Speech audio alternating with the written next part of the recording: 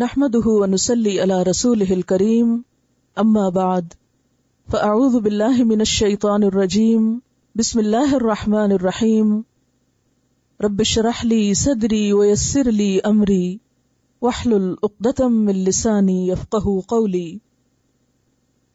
يا رب لك الحمد كما ينبغي لجلال وجهك وعظيم سلطانك يا رب لك الحمد كما ينبغي لجلال وجهك وعظيم سلطانك لا الہ الا انت سبحانک انی کنت من الظالمین. الحمد للہ اللہم ربنا لک الحمد بما خلقتنا ورزقتنا وہدیتنا وعلمتنا وانقذتنا وفرجت عنا. لک الحمد بالایمان ولک الحمد بالاسلام ولک الحمد بالقرآن وَلَكَ الْحَمْدُ بِالْأَهْلِ وَالْمَالِ وَالْمُعَافَاتِ. بسطت رزقنا وأزهرت أمننا وجمعت فرقتنا وأحسنت معافاتنا ومن كل ما سألناك ربنا أعطيتنا. فلك الحمد على ذلك حمدا كثيرا. لك الحمد بكل نعمة أنعمت بها علينا في قديم أو حديث او سر او علانیة او خاصة او عامة او حی او میت او شاہد او غائب. لک الحمد حتى ترضى لک الحمد حتى ترضى ولک الحمد اذا رضیت. سب تعریفیں اللہ تعالیٰ کے لیے ہیں. اے اللہ، اے ہمارے پروردگار، تمام تعریفیں تیرے ہی لیے خاص ہیں کہ تو نے ہمیں پیدا کیا، تو نے ہمیں رزق عطا فرمایا، تو نے ہمیں ہدایت سے نوازا اور ہمیں علم کی دولت سے مالا مال کیا، گمراہی سے نکالا، غم سے دور کیا. تمام تعریفیں تیرے ہی لیے ہیں، ایمان کے ساتھ، اسلام کے ساتھ اور قرآن کے ساتھ. تمام ہم تیرے ہی لیے ہے، اہل و مال اور عافیت کے ساتھ. تو نے ہمارے رزق کو فراخ کیا، امن اور سکون بخشا، ہماری فرقہ بندی کو اجتماعیت میں بدلا، ہماری خیر و عافیت کو احسن بنایا. ہم نے جو مانگا تو نے ہمیں عطا کیا، بس اس پر ہم تیرے ہی لیے تمام تعریفیں اور تمام حمد خاص کرتے ہیں. ساری تعریفیں تیرے ہی لیے ہیں، ہر نعمت پر جو تو نے ہمیں عطا کی، قدیم میں یا جدید میں، ظاہر میں یا باطن میں، خاص ہو یا عام ہو، تو ہی ہمارا مولا ہے. تیری ہی نعمتیں خواہ وہ زندہ پر ہوں یا پھر فوت شدہ پر، حاضر پر ہوں یا جو یہاں حاضر نہیں غائب ہیں ان پر. ساری تعریفیں تیرے ہی لیے ہیں جب تک کہ تو راضی ہو جائے، اور ساری تعریف تیرے ہی لیے اس کے بعد بھی جب تو راضی ہو جائے. سب آنے والوں کو اور اس کورس کے جوائن کرنے والوں کو، خواہ وہ ریگولر اسٹوڈنٹ کی حیثیت سے کر رہے ہیں، خواہ وہ لسنر کی حیثیت سے کر رہے ہیں، ان سب کو علم کا یہ سفر مبارک ہو. اللہ تعالی ہم سب کے لیے اس راستے کو آسان کرے اور ہمیں حقیقی معنوں میں اس کام کا دنیا اور آخرت میں صحیح فائدہ عطا فرمائے. آمین. آپ سب علم کے راستے کے مسافر ہیں. آپ سب اپنے گھروں سے کچھ سیکھنے کے لیے نکلے ہیں. یہ کام اور یہ مقصد نہایت مبارک مقصد ہے. اور پھر علم تو سارے ہی اچھے ہیں جو بھی انسانوں کو فائدہ دیں. ہر نفع مند علم کے لیے انسان کو حریص ہونا چاہیے، لیکن خاص طور پر وہ علم جس کا سیکھنا ہمارے لیے فرض کی حیثیت رکھتا ہے، جس کا سیکھنا ہمارے لیے لازم ہے. قرآن کی تعلیم، قرآن کا علم، اللہ کی معرفت کا علم، اپنے مقصد کا علم، اس کا سیکھنا اور بھی زیادہ انسان کے لیے فائدہ مند ہے کہ اسی سے انسان کی دنیا اور آخرت کی بھلائیاں وابستہ ہیں. قرآن پاک کے بارے میں اللہ سبحانہ وتعالیٰ فرماتے ہیں هو خیر مما یجمعون، کہ یہ قرآن ہر اس چیز سے بہتر ہے جسے لوگ جمع کر رہے ہیں، جسے لوگ سمیٹ رہے ہیں، جسے لوگ اکٹھا کر رہے ہیں. ہر انسان جس دنیا میں آتا ہے اپنے ساتھ کچھ خواہشات بھی لاتا ہے. اس دنیا میں رہتے ہوئے، دنیا کی مختلف چیزوں کو دیکھتے ہوئے، اپنے ماحول سے متاثر ہو کر انسان اپنی پرائرٹیز یا اپنی ترجیحات مقرر کرتا رہتا ہے۔ دنیا میں انسان کو اللہ نے جو کچھ بھی دیا ہے وہ سب اپنی جگہ، لیکن ان سب چیزوں میں جو نعمت تمام نعمتوں سے بہترین ہے وہ نعمت اسلام ہے۔ اللہ تعالیٰ نے اسلام کی نعمت کو قرآن پاک میں نعمت فرمایا ہے، لہذا جو شخص اس نعمت کو پا لیتا ہے، اس کی معرفت حاصل کر لیتا ہے، وہ حقیقی معنوں میں خوش قسمت ہے۔ اور جو اس نعمت سے محروم رہ گیا، جسے اللہ نے نعمت کہا، جو اس خیر اور اس بھلائی سے محروم رہ گیا، وہ ہر خیر اور ہر بھلائی سے محروم رہ گیا، اور اس میں کوئی شک نہیں۔ دنیا بھر کا مال و دولت، دنیا بھر کی عزت اور شہرت، کوئی بھی چیز انسان کو بچانے والی نہیں، انسان کو فائدہ نہیں دے سکتی جب تک کہ وہ اپنے آپ کو نہ پہچانتا ہو، اپنے رب کو نہ پہچانتا ہو، اپنے دین کو نہ جانتا ہو، اپنی عاقبت، اپنی آخرت اور اپنے انجام کے بارے میں جب تک باخبر نہ ہو۔ تو اصل خوش قسمت وہ ہے کہ جو حقیقت کا علم پالے۔ اور آپ سب جانتے ہیں کہ کچھ پانے کے لیے کچھ قربانی بھی کرنی پڑتی ہے، کچھ لینے کے لیے کچھ دینا بھی پڑتا ہے، کچھ حاصل کرنے کے لیے کچھ چھوڑنا بھی پڑتا ہے۔ اس وقت اگر ہم کچھ پانے کے لیے یہاں بیٹھے ہیں تو یقیناً ہم سب نے کچھ نہ کچھ چھوڑا بھی ہے۔ اگر ان دونوں کا موازنہ کر لیں، ان کا کمپیریزن کر لیں، ایک ترازو میں دونوں چیزوں کو رکھ لیں، جو آپ چھوڑ کر آئے ہیں اس کی کیا قدر و قیمت ہے، اور جو آپ پانے جا رہے ہیں اس کی کیا حیثیت ہے، اس کی کیا قدر و قیمت ہے۔ اور پھر قدر و قیمت اپنی نگاہوں سے نہ دیکھیے، اپنے پیدا کرنے والے کی نگاہ سے دیکھیے، اور پھر حقیقی معنوں میں آپ کے لیے اس زندگی کی، اپنی خود آپ کی اپنی ذات کی خیر، بھلائی، فلاح اور حقیقی کامیابی اور ہمیشہ کی کامیابی کے لیے کیا ضروری ہے۔ جو کچھ اس وقت آپ نے چھوڑا، کیا واقعی اس پر آپ کی آخرت کی کامیابی کا انحصار ہے؟ کیا وہ چیزیں، خواہ وہ مال ہو یا اولاد ہو یا گھر بار ہو یا کوئی بھی دلچسپی اور کوئی بھی ایکٹیویٹی یا کوئی بھی آپ کی پسند کی چیز، کیا اس میں سے کوئی بھی چیز ایسی ہے کہ جو کل قبر میں اترتے ہی ہمارا ساتھ دینے والی ہے، یا حشر کے میدان میں کھڑے ہو کر ہمارے کام آنے والی ہے، یا ہمیں ہمارے رب کے سامنے سرخرو کرنے والی ہے؟ جب تک ہم اپنے مقصد کو نہیں پہچانتے اور جب تک ہم اپنی ذمہ داریوں کو ادا نہیں کرتے، دنیا کی کوئی بھی چیز ہمیں حقیقی معنوں میں فائدہ نہیں دے سکتی۔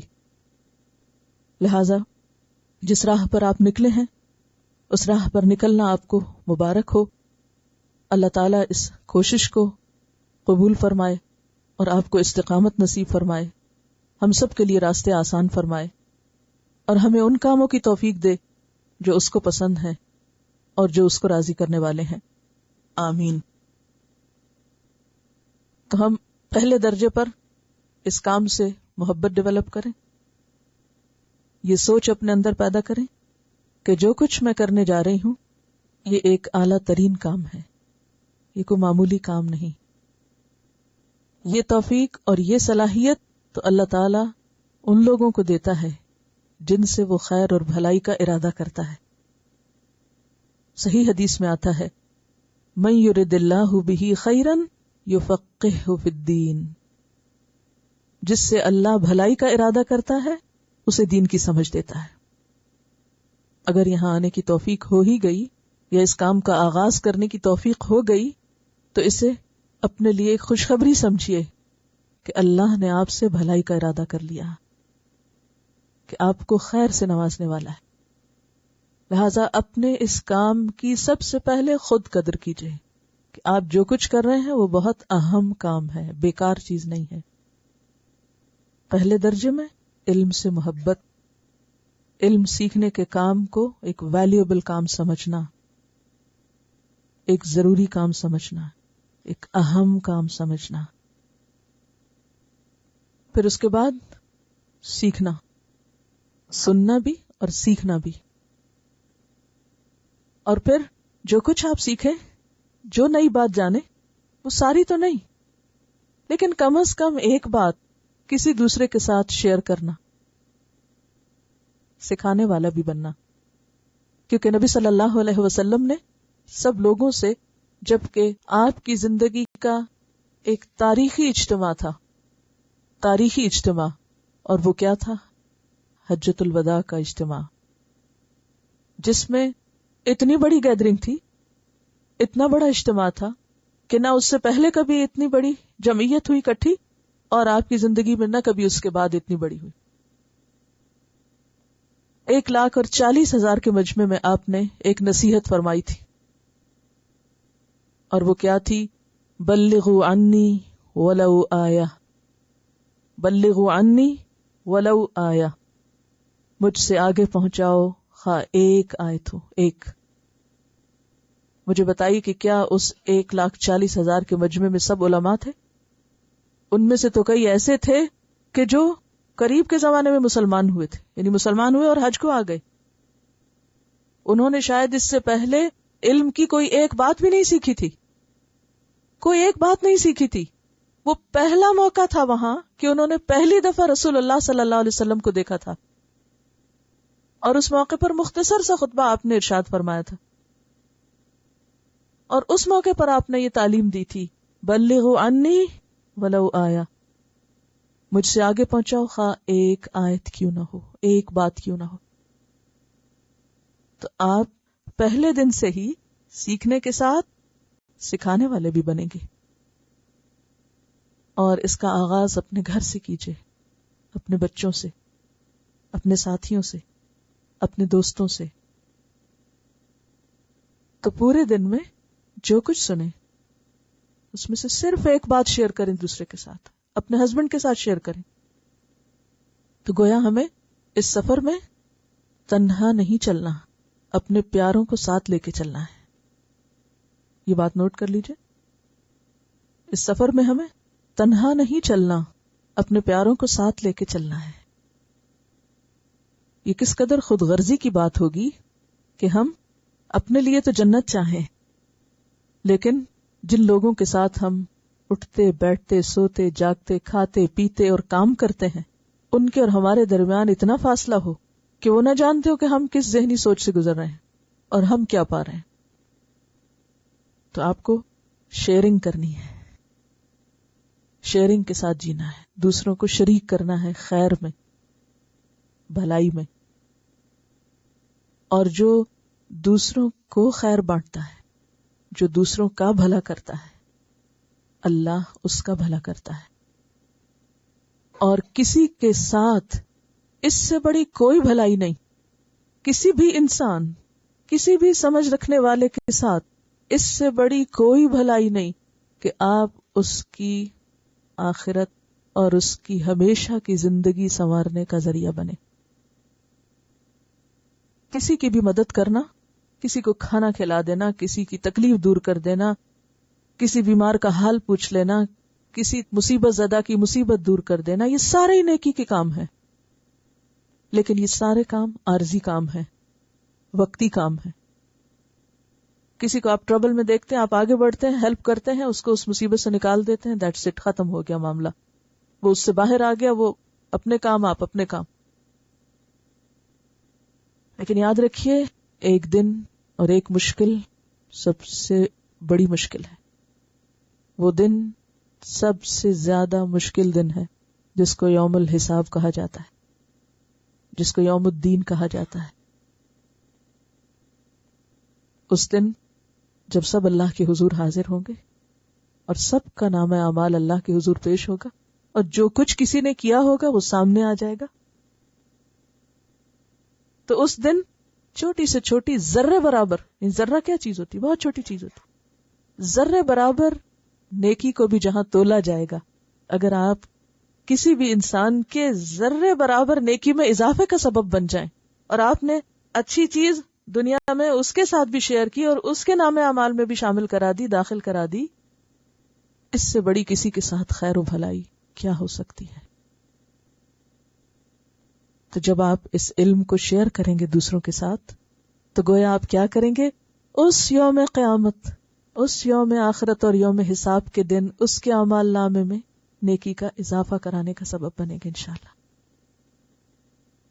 اور اگر کسی وقت شیطان یہ خیال دل میں ڈالے وَإِمَّا يَنزَغَنَّكَ مِنَ الشَّيْطَانِ نَزْغٌ فَاسْتَعِذْ بِاللَّهِ، کہ یہ تم کیا کرنے چل پڑی، کیونکہ جب انسان نیکی کے رستے میں نکلتا ہے تو یہ ہو نہیں سکتا کہ شیطان اس کو چھوڑ دے۔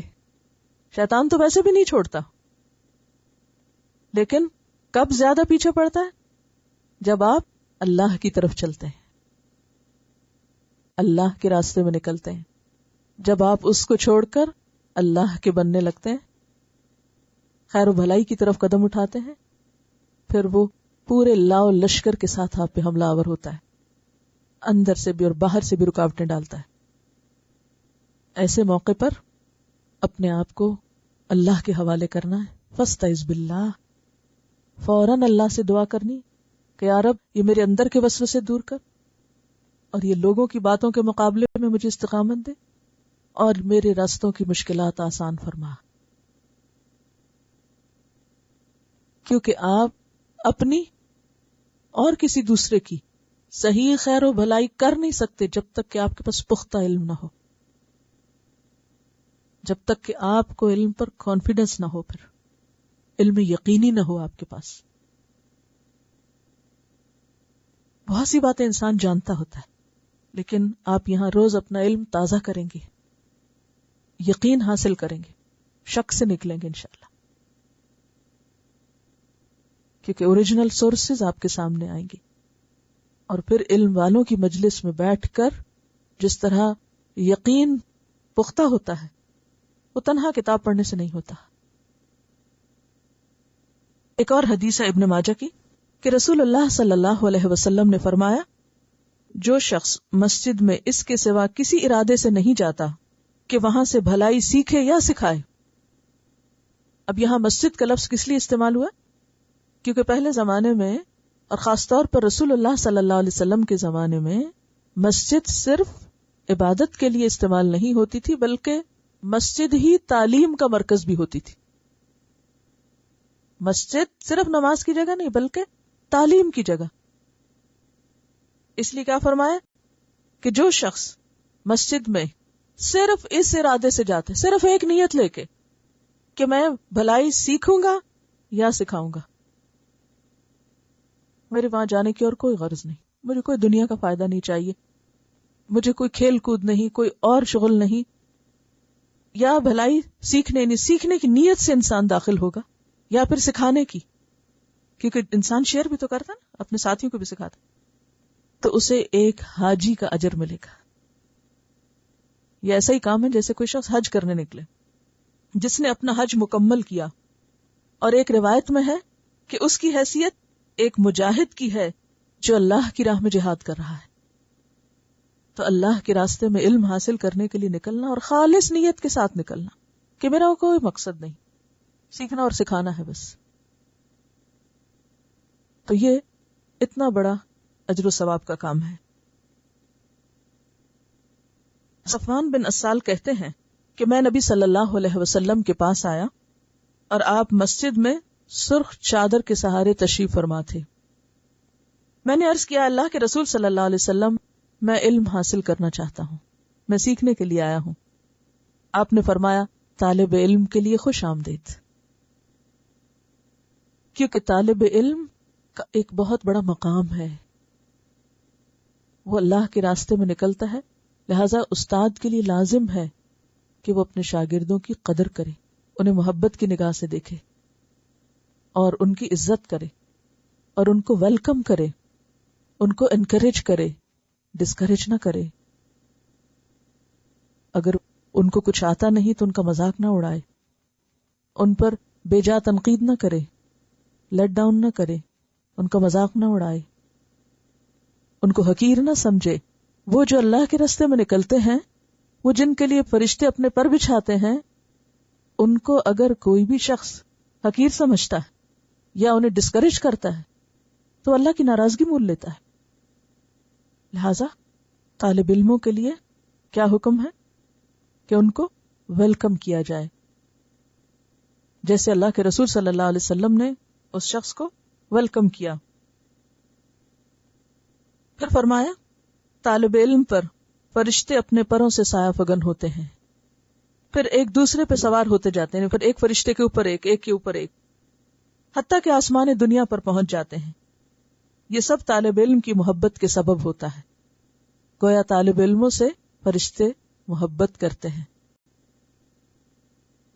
اور اگر فرشتے ان سے محبت کرتے ہیں تو پھر استاد کے لیے کیا حکم ہے کہ وہ بھی ان کی عزت کرے، قدر کرے اور ان سے محبت کرے۔ ابو ہارون کہتے ہیں کہ جب ہم ابو سعید خدری رضی اللہ عنہ کے پاس آئے تو وہ کہنے لگے، رسول اللہ صلی اللہ علیہ وسلم کی وصیت کے مطابق میں تمہیں خوش آمدید کہتا ہوں، کیونکہ آپ نے ہمیں وصیت کی تھی اپنے صحابہ کو۔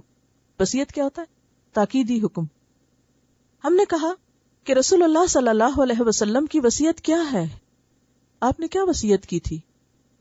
کہنے لگے کہ ہمیں رسول اللہ صلی اللہ علیہ وسلم نے فرمایا، میرے بعد تمہارے پاس میری احادیث پوچھنے کے لیے لوگ آئیں گے، یعنی میری باتیں پوچھنے کے لیے، جو میں تعلیم تمہیں دے رہا ہوں وہ سیکھنے کے لیے لوگ آئیں گے، بس جب وہ تمہارے پاس آئیں تو ان سے لطف اور شفقت سے پیش آنا، نرمی سے پیش آنا، اور انہیں حدیثیں بتانا، یعنی علم دینا، سکھانا۔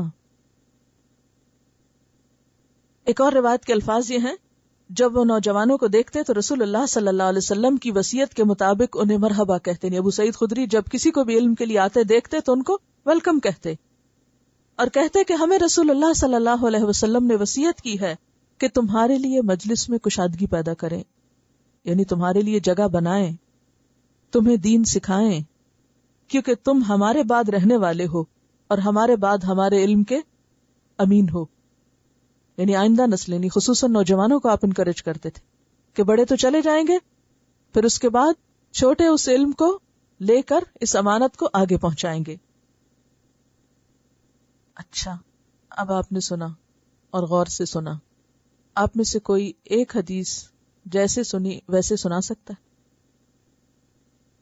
آپ کو یہ تو معلوم ہے نا کہ ہم حدیث کے الفاظ میں بھی اپنی طرف سے ایڈیشن نہیں کر سکتے اور اس کے الفاظ کو بدل نہیں سکتے، کیونکہ آپ صلی اللہ علیہ وسلم نے خود اس کی تاکید کی ہے، اور خاص طور پر جھوٹی حدیث بیان کرنے سے تو بہت ہی سختی سے منع کیا ہے۔ آپ نے فرمایا کہ من کذب علی متعمدا فلیتبوأ مقعدہ من النار، جو مجھ پر جھوٹی بات باندھے اسے چاہیے کہ اپنا ٹھکانہ جہنم میں بنا لے۔ تو بعض لوگوں کی عادت ہوتی ہے کہ وہ بس کوئی سنی سنائی بات کو یہ کہہ کے بیان کرنے لگتے ہیں کہ وہ ایک حدیث میں آتا ہے، حالانکہ وہ حدیث ہوتی کوئی نہیں، اپنی من پسند کی بات حدیث کے نام سے بیان کرتے ہیں۔ تو بہت ہی خطرناک کام ہے۔ ایک بات یاد رکھیے کہ حدیث کی ٹیکسٹ اور اس کی وضاحت کو بھی گڑبڑ نہ کیجیے، یعنی جو حدیث کے الفاظ ہیں وہ حدیث کے الفاظ ہیں، اور پھر استاد کا کام کیا ہوتا ہے؟ اس کو آگے مزید الیبوریٹ کرنا، اس کو بیان کرنا۔ تو وہ جو استاد کا بیان ہے اس کو آپ حدیث کہہ کے نہیں بولیں گے، ٹھیک ہے؟ یہ بہت آپ کو خیال رکھنا ہے۔ ایکچولی ہم اپنا دماغ استعمال نہیں کرتے، ہم اتنے راحت پسند ہیں، آرام پسند ہیں کہ بس سنا دیا، سن لیا، بس ٹھیک ہے، ادھر ہی سنا، ادھر ہی چھوڑا، گئے۔ ایسا نہیں کرنا۔ اب آپ باقاعدہ طالب علم بن رہے ہیں، اور جو باقاعدہ طالب علم ہوتا ہے وہ پھر باقاعدہ سیکھتا ہے۔ پھر اس میں اور عام لوگوں میں یہ فرق ہوتا ہے کہ عام لوگ سنی سنائی باتیں کرتے ہیں، وہ میں نے سنا ہے، لیکن آپ کیا کہہ سکتے کہ میں نے پڑھا ہے؟ اس میں فرق ہے۔ یہ کہنا کہ میں نے سنا ہے اور میں نے پڑھا ہے، کیونکہ لوگ بھی تو فوراً پوچھتے ہیں کہاں لکھا ہے، تو پھر وہ لکھا ہوا آپ کو پتا ہونا چاہیے کہ کہاں لکھا ہے۔ قُلْ هَاتُوا بُرْهَانَكُمْ إِن كُنتُمْ صَادِقِينَ، لاؤ اپنی دلیل اگر تم سچے ہو۔ تو اس کورس میں باقاعدہ طالب علم کی حیثیت سے آنے کا ایک مقصد یہ بھی ہے کہ آپ علم کے جو سورسز ہیں یا ریفرنس ہیں یا دلائل ہیں ان پر ڈائریکٹ ایکسس رکھتے ہوں، آپ کو معلوم ہو. کیونکہ علم کے ساتھ جب تک یقین شامل نہیں ہوتا، کنوکشن شامل نہیں ہوتی، جب تک اس وقت تک نہ تو خود عمل ہو سکتا ہے، ڈھیلا ڈالا رہتا ہے انسان، نہ کسی کو دل لگا کے بتا سکتا ہے. تو یہ پہلا نقطہ ہے، پہلی بنیاد ہے کہ علم میں پختگی، دلیل کے ساتھ آگے بڑھنا، یقینی علم کی تلاش. اب آپ دیکھیے کہ کرنا کیا کیا ہے آپ کو. علم سے محبت، اپنے کام کو ویلیو دینا، اس کام کو اہم سمجھنا، اس کام کو بیکار کام نہیں سمجھنا، یا علم سیکھنے والوں کے بارے میں بدگمانی نہیں کرنا یا ان کے کام کو کمتر نہیں سمجھنا. شیطان کے وسوسوں کا مقابلہ کرنا، کس طرح؟ اللہ سے مدد مانگ کے، اپنے آپ کو اللہ کی پناہ میں دے کر. اور کیا کرنا؟ جو یہاں سے سیکھنا ہے وہ کسی اور کے ساتھ شیئر کرنا ہے. صرف ایک بات، کم از کم، زیادہ اس لیے نہیں کہ پھر آپ شاید کر نہ سکیں. اس راستے میں، یعنی اس علم کے راستے میں اپنی نیت کو صرف اللہ کے لیے خالص کرنا، کہ ہم یہاں اس کے علاوہ کسی اور مقصد کے لیے نہ آئیں، کہ ہمیں خیر سیکھنا ہے اور خیر بانٹنا ہے، خیر لینا ہے اور خیر بانٹنا ہے. اس بات کا یقین رکھنا کہ خیر و بھلائی کے تمام کاموں میں اعلیٰ ترین کام کسی کی آخرت سنوارنے میں اس کی مدد کرنا، کسی کے نامہ اعمال میں نیکیوں کا اضافہ کروانا. آپ سوچئے نا کہ کوئی شخص بھٹکتا جا رہا ہے، آپ اس کو ادھر سے دوسری طرف لے آتے ہیں. کوئی شخص اسلام کے بارے میں، دین کے بارے میں منفی خیالات کا شکار ہے، آپ اس کو نیکی کی طرف لے آتے ہیں، مثبت سوچ دیتے ہیں. اور کیا کرنا؟ غور سے سننا، مقاصد اعلیٰ کو پہچاننا، خود کو پہچاننا، اپنے رب کو پہچاننا، اپنے انجام اور اپنی آخرت کو پہچاننا. اصل خوش قسمتی کی طلب رکھنا. اصل کامیابی، صرف خوش قسمتی نہیں بلکہ کامیابی بھی ساتھ شامل کر لیں. حقیقی کامیابی اور اصل کامیابی پانے کی جستجو کرنا یا اس پر نظر رکھنا، اور اس کے لیے اگر چھوٹی چھوٹی قربانیاں بھی کرنی پڑے تو اس کو بگ ڈیل نہیں سمجھنا. اگر آپ نے مثلاً کورس جوائن کرنے کے لیے جاب چھوڑی ہے فار ایگزامپل، تب اس کا غم نہیں دل کو لگا کے رکھنا کہ اتنے پیسے کم ہو گئے. آپ دیکھیں تو صحیح کہ اللہ کیسے تھوڑوں میں بھی برکت ڈال دے گا، تھوڑے میں بھی بہت برکت ہو جائے گی انشاءاللہ تعالی. یا گھر چھوڑا، کیونکہ کچھ لوگ گھر بھی چھوڑ کر آئے ہیں، کچھ لوگوں نے یقینی طور پر نیند قربان کی ہوگی، بعض لوگوں نے اپنے اس وقت کے کام جو وہ اس وقت کیا کرتے تھے وہ پہلے سے اکٹھا ہی کیا ہے. المال والبنون زینت الحیات الدنیا، اور ان کی محبت بھی اللہ نے دلوں میں ڈالی ہے، لیکن وقتی طور پر اگر آپ ان کو جدا کرتے ہیں تو انشاءاللہ جو کچھ یہاں سے آپ لے کر جائیں گے وہ بھی خزانہ کس کے لیے ہے؟ وہ آپ کی اولاد ہی کے لیے ہے. یعنی اگر آپ تھوڑی دیر کے لیے ان کو جدا کرتے ہیں تو پلٹ کر انہیں اس سے بہتر دینے کے قابل بھی ہوں گے انشاءاللہ. اور کوئی بھی کام کرنے سے پہلے اس کی دلیل معلوم کرنا، بنیاد کو جاننا، اصل کو جاننا، اس بات کا یقین رکھنا کہ جو کچھ ہم دنیا میں جمع کر رہے ہیں وہ آخرت میں کام نہ آئے گا جب تک کہ ہم ان سب چیزوں کو صحیح طور پر حاصل کریں اور صحیح جگہوں پر لگانے والے بھی ہوں. قرآن کے علم کے بعد جب آپ دنیا کو دیکھتے ہیں تو بالکل ایک اور نظر سے دیکھتے ہیں، کیونکہ اصل حقیقت نظر آتی ہے. ایسا ہی ہے کہ جو چشمہ لگاتا ہو وہ چشمے کے ساتھ دیکھے اور چشمے کے بغیر دیکھے. تو قرآن کے علم کے بغیر ہم دنیا کو ایسا ہی دیکھتے ہیں جیسے چشمے کے بغیر دیکھتے ہیں. تو اس میں کچھ چیز تو ٹھیک نظر آ جاتی ہے اور کچھ چیز الٹ نظر آتی ہے. کچھ سے کچھ، مثلاً اگر آپ کچھ پڑھ رہے ہو چشمے کے بغیر تو آپ کو کیا نظر آئے گا؟ آپ بعض اوقات لفظ غلط پڑھ جاتے ہیں نا. تو یہ بالکل ایک حقیقت ہے کہ جب آپ قرآن کا علم حاصل کر لیتے ہیں تو آپ ایک ایسا چشمہ لگاتے ہیں حقیقت کا جس میں آپ کو ہر چیز اس کی اصل شکل میں نظر آنے لگتی ہے، اور پھر آپ ہر چیز کو اس کے اصل مقام پر رکھتے ہیں، اور اس کے بغیر یہ ممکن ہی نہیں. قرآن کے علم کے بغیر، دین کے علم کے بغیر ممکن ہی نہیں کہ آپ دنیا کی چیزوں کی اصلیت کو پہچان سکیں کہ کسی بھی چیز کی حقیقت کیا ہے. ہر چیز کی اصل حقیقت نظر آنے لگتی ہے، چاہے مال ہو، چاہے اولاد ہو، چاہے کیریئر ہو، چاہے دنیا کی نعمتیں اور راحتیں ہوں، چاہے آخرت کا معاملہ ہو، کچھ بھی. ہر چیز کے لیے آپ کو ایک نیا رخ ملتا ہے، ایک نئی نگاہ نصیب ہوتی ہے. یعنی آپ کا سوچنے کا انداز اور چیزوں کو پرسیو کرنے کا اور سمجھنے کا سب بدلتا ہے. اور بدلتا کس رنگ میں ہے؟ بہتر رنگ میں بدلتا ہے. اب آپ دیکھیے کہ کسی بھی کام کو کرنے کے دو طریقے ہوتے ہیں.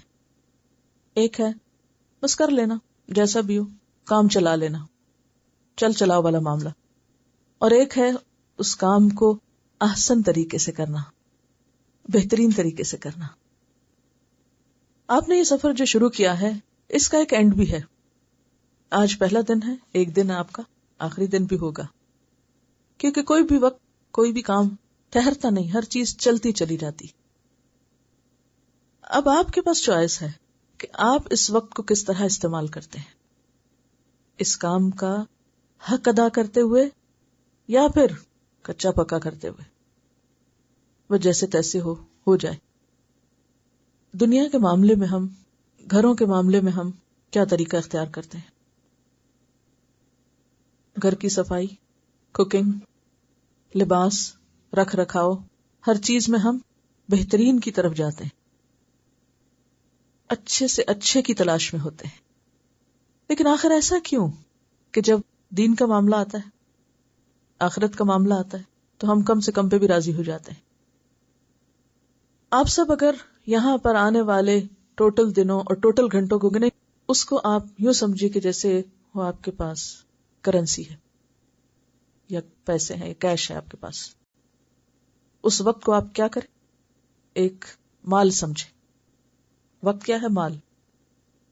مثلا اس سارے وقت کی قیمت تو گن ہی نہیں سکتے ہم، جو اصل قیمت ہے، کیونکہ ایک لمحہ بھی جو ہمارا نکل جاتا ہے نا ہمارے ہاتھ سے، اس کو بھی پوری دنیا کی دولت دے کے آپ نہیں خرید سکتے.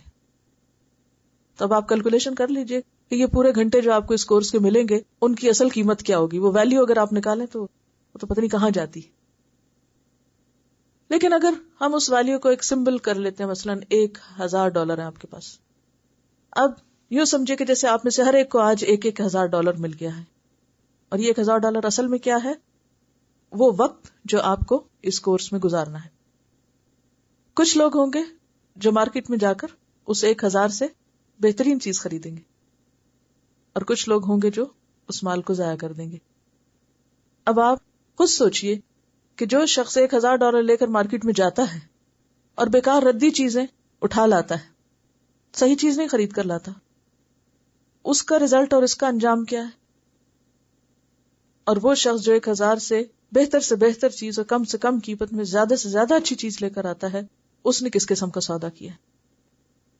تو یہ دراصل آپ کی ایک تجارت ہے، آپ کا ایک سودا ہے، آپ کی ایک انویسٹمنٹ ہے کہ آپ اپنے اس وقت کو کس طرح گزارتے ہیں، کس کام میں گزارتے ہیں، کس طریقے پر استعمال کرتے ہیں، بہترین طریقے پر یا پھر بس جو بھی آ گیا اس سے. اس سارے کام کو آسان ترین طریقے سے کرنے کو اگر آپ ایک لفظ سے سمجھیں تو بات مختصر ہو جائے گی، اور وہ لفظ ہے امانت. جیسے مال امانت ہے انسان کے پاس، اسی طرح یہ وقت جو آپ کو یہاں پر ملا ہے یہ بھی امانت ہے، یہ علم بھی امانت ہے. اور امانت کا معنی کیا ہوتا ہے؟ ہر چیز کو اس کا پورا حق دینا، ہر چیز کو اس کا پورا حق دینا. لہذا جو کچھ آپ سیکھیں گے اس کو اس طرح سیکھیں کہ جب تک سمجھ نہ آئے چین نہ پائیں. بس ایک معیار یہ رکھ لیں. مثلا قرآن پاک سیکھیں گے آپ تو آپ اپنے سامنے کیا کرائیٹیریا رکھیں گے، کیا سمجھیں گے؟ کیونکہ آپ میں سے بہت سے لوگ ایسے ہیں جو پورا قرآن بھی پڑھے ہوئے ہیں، یا کوئی 20 سپارے پڑھ چکا ہے، کوئی 10 پڑھ چکا ہے، کوئی 2 پڑھ چکا ہے. بہت سے لوگ پہلے سے بھی سیکھے ہوئے ہیں اور پھر دوبارہ اس کو سیکھنا شروع کر رہے ہیں. اب آپ کے سامنے کیا گول ہونا چاہیے، آپ کا آبجیکٹو کیا ہونا چاہیے، یہ سیکھنے کا کیا کرائیٹیریا ہونا چاہیے، کیا معیار ہونا چاہیے؟ سب سے پہلا قرآن کا ٹیکسٹ، روز کے سبق کی ایک ایک آیت، اس کے الفاظ اور اس کا مفہوم 100% سمجھ آنا.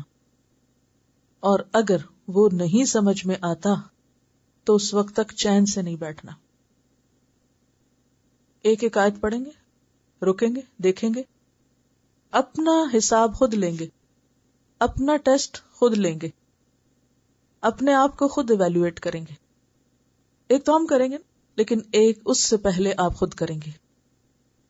ترجمہ پڑھیں گے، یاد کریں گے، تفسیر سنیں گے، سیکھیں گے، اور اس کے بعد ٹیکسٹ سامنے رکھ کر خود سے خود پوچھیں گے اس آیت کا کیا معنی مجھے سمجھ میں آیا.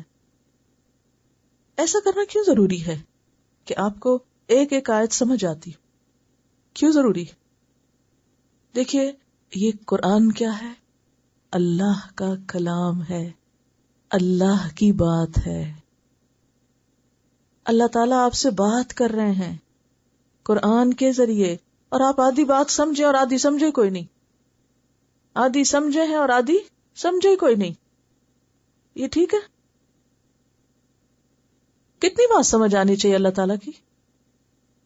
بعض لوگ ایسے تھے علماء میں سے کہ انہیں جب قرآن کا کوئی حصہ سمجھ نہیں آتا تھا تو وہ روتے تھے.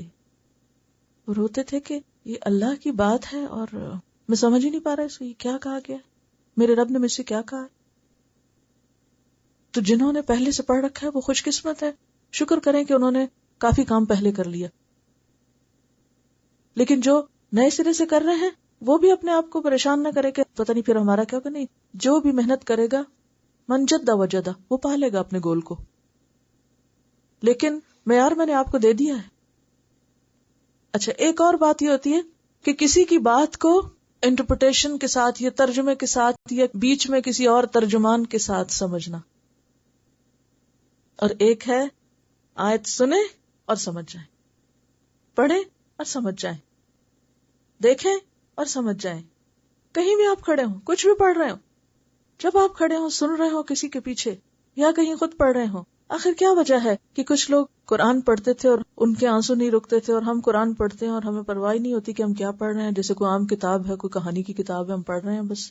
یہ کوئی عام کتاب نہیں ہے. وہ تو ایک ایک چیز سمجھ کے پڑھتے ہیں، اور اگر سمجھ میں نہ آئے تو کیا کرتے ہیں؟ سمجھنے کی کوشش کرتے ہیں. تو آپ نے بھی کیا کرنا ہے؟ سمجھ نہ آئے تو چین نہیں لینا، چین نہیں لینا، سمجھ کے چھوڑنا ہے. بس اپنے لیے یہ ایک ٹارگٹ رکھ لیں کہ سمجھ کے چھوڑنا ہے. ایک حصہ آپ کو کلاس میں کرائیں گے، پھر ایک حصہ آپ گھر پہ کریں گے، پھر راستے میں جیسے سفر کر رہے ہیں اپنے دوستوں کے ساتھ ڈسکس کریں، جن جن لوگوں کے ساتھ اکٹھے آ رہے ہیں. اچھا، تم نے اس آیت کا کیا مطلب سمجھا، اس کا کیا مفہوم ہے؟ اور پھر انشاءاللہ آپ دیکھیں گے کہ جب آپ بتانے کے قابل ہو جائیں گے اور صحیح بات کرنے کے قابل ہو جائیں گے تو پھر آپ سمجھیں کہ ہاں اب علم کا کچھ حصہ میں نے پا لیا ہے. تو انشاءاللہ العزیز جب مقصد واضح ہوتا ہے تو انسان کی کوشش بھی اسی درجے کی ہوتی ہے کہ مجھے یہاں تک پہنچنا. مثلا دیکھیں نا، ایک چیز زمین پہ رکھی ہوتی ہے نا تو اس کو اٹھانا آسان ہوتا ہے نا، ہم اسے پاؤں سے بھی اٹھا لیتے ہیں. لیکن ایک چیز وہ اوپر، کیا کرنا پڑتا ہے؟ جو چیز جتنی اوپر ہوتی ہے، جتنی بلندی پہ ہوتی ہے، جتنی اعلیٰ ہے، اس کے لیے پھر اتنی سیڑھیاں چڑھنی پڑتی ہیں. تو ہو سکتا ہے کچھ لوگوں کو ایک سیڑھی چڑھنی پڑے، کسی کا قد لمبا ہوتا ہے وہ ہاتھ اونچا کر کے پکڑ لیتا ہے، کسی کو 2 سیڑھیاں چڑھنی پڑے، کسی کو 3 چڑھنی پڑے. ہر ایک کی ایفرٹ فرق ہوگی.